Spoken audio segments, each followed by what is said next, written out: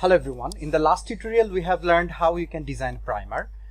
Now in this tutorial I'll be checking if the primer we have designed, either this primer is suitable for us or not, and we will assess the quality of the primer we have just designed. Okay, to do so you have to Google SMS and then genomics.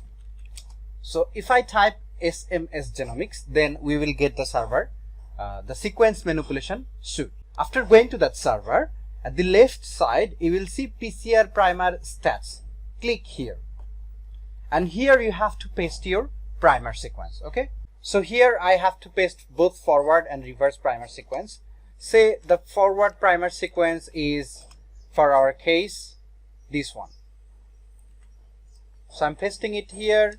For the reverse one, our sequence is this one. So I'm copying and pasting it and submit it. So this is our result, and these are some global settings. We don't need to go through this one. This is the general properties for the forward primer. You see, this is the forward one, and this is the general properties for the reverse one. Okay, so and you can also submit multiple forward and reverse primer sequence here, and you will get the results in this way. So for forward one, this is our primer sequence, and the sequence length is 20, and the GC content is 55 here.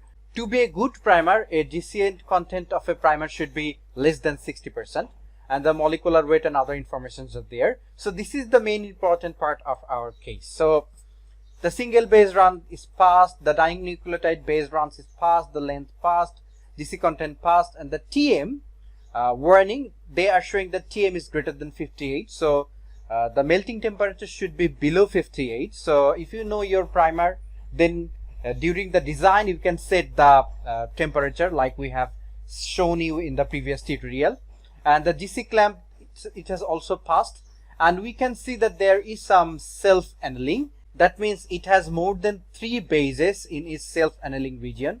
So this is the forward sequence, and the same reverse sequence is here, and you can see that we have more than 3 self-annealing bases in a row, and this is a bit warning for you. Let's look into the second one, which is the reverse sequence of our primer, and you can see the GC content is good here.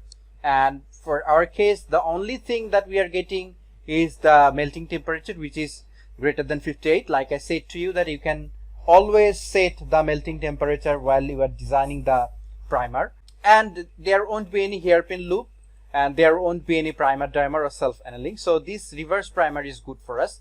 Let's check the second one. Okay, so let's check the second result. So this is our forward sequence. So I'm copying it, and for forward I'm pasting it here.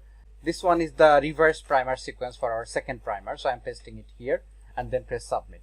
So look into this one. It has the same kind of warning. That is the melting temperature warning and GC clamp warning.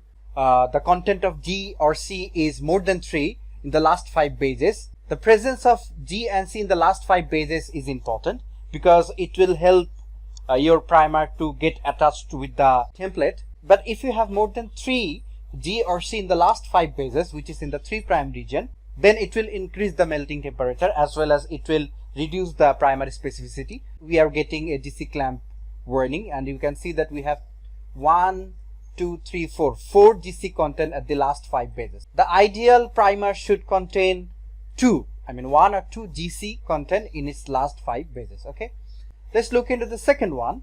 So here the melting temperature is again greater than 58, which is, you can see here, 64.80, and also GC clamp, in this case it has passed, because you see we have only 3 GC content here in the last 5 bases. Okay, let's look into the third one. Okay, so for the forward, this one is our case. So I'm pasting it, the forward sequence, and for the reverse I'm copying it, and let's paste it here, and let's press submit. And this is going to make primer dimer, and we are getting this kind of warning, and this is only getting one single warning. So among these 3, we can easily say that the second one, the second primer, is good for our case. And for your case, you have to check all the 10 primers that it has generated. Not only that, you should also check the region where the primer is binding, and also the bases of sequence you are getting as a result. So it all depends on your particular experiment. So for now, I think it will give you a basic idea of how you can design a primer and what should be the content of a primer and how you can evaluate the status or the sequence of a primer. So that's it. Thank you, everyone.